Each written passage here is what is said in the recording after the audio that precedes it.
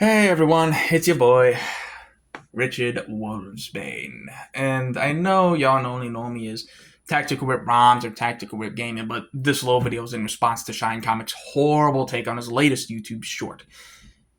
He was talking about how MCU Captain America would be able to take on MCU Spider Man and win. Okay, pal, let me put something in perspective for you. Cap took out the supports of the walkway during Civil War with a shield, not barehanded. Spidey caught the walkway, which weighs around 5 tons, okay? This is important for later. And held it up, okay?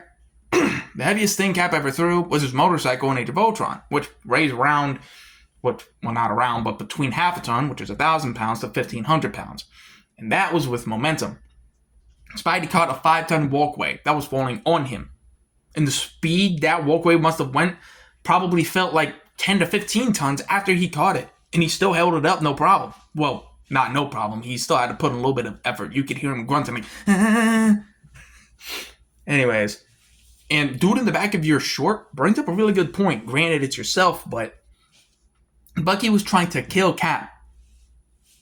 He was just trying to kill Cap in Winter Soldier. Period. Cap was trying to knock out Bucky. Bucky was trying to kill Cap.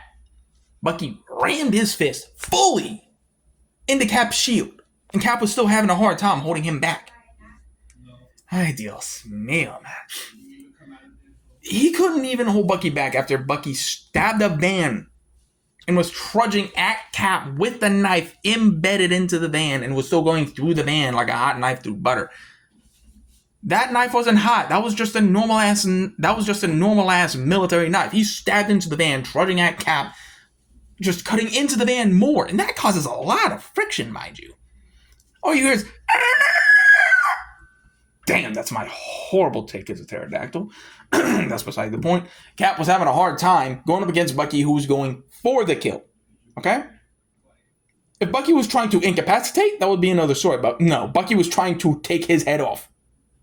So that's strike one, and strike two was the walkway. So Spider Man, who has little to no experience, can lift more, throw farther, run faster, and jump higher. Way more compared to Cap. He even caught Bucky's metal arm and was twisting it to the side like a jockey catching a skinny nerd's fist. Name one character in that movie, in Civil War, that could do the same exact thing. And no, Black Panther's not doing that.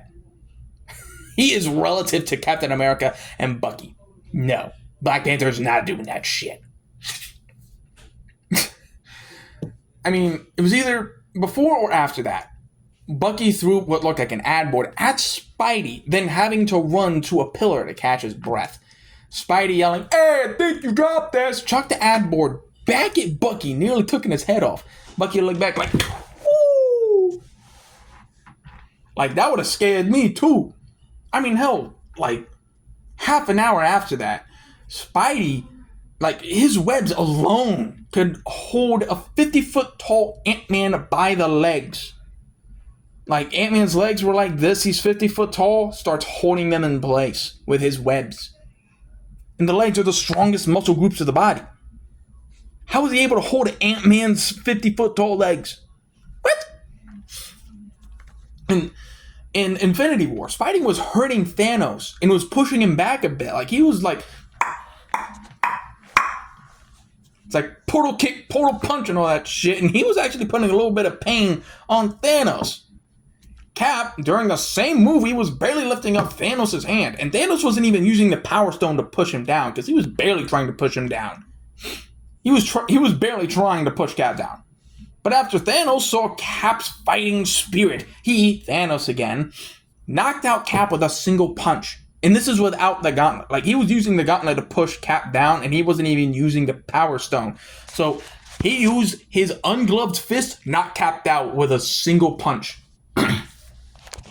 Moments before he was fighting Spider-Man, doing the portal kicks and punches, he grabbed Spidey out the air with his gauntlet hand. He grabbed him with the gauntlet hand and slammed him into the ground. No Power Stone. Again, no Power Stone. You can look at the details. No Power Stone.